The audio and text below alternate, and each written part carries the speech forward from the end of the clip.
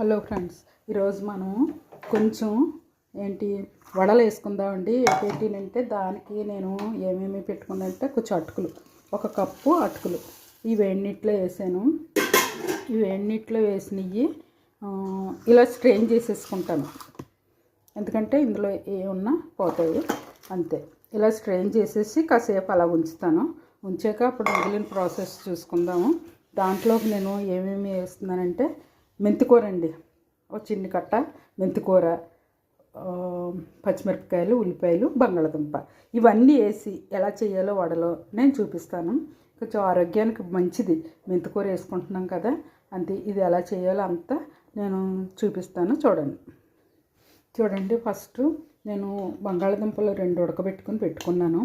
ఇవి వేసుకుని కొంచెం స్మాషర్తో స్మాష్ చేసేసుకుందాం. అలాగే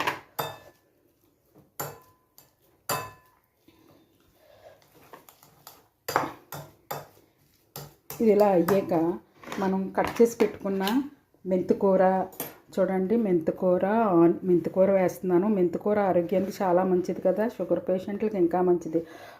చిల్లీస్, ఆనియన్స్ ఇవన్నీ వేస్తున్నాను.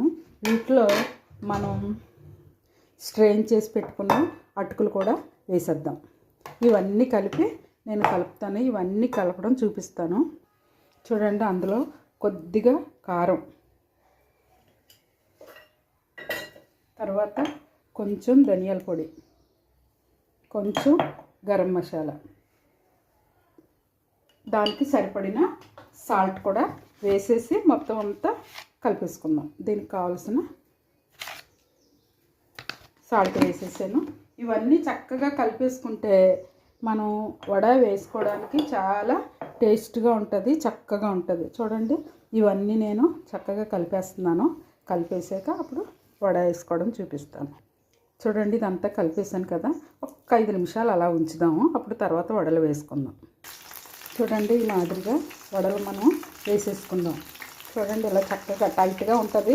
దాన్ని చక్కగా హోల్ పెట్టుకుని దానికి వడిందులో నెమ్మదిగా దించుకుందాం. నేను సిమ్లోనే కాల్చుకున్నానండి, ఎందుకంటే పై అయితే గబగబా మాడిపోతాయి. అలా మాడకుండా ఉండాలని నేను సిమ్లోనే చేస్తున్నాను.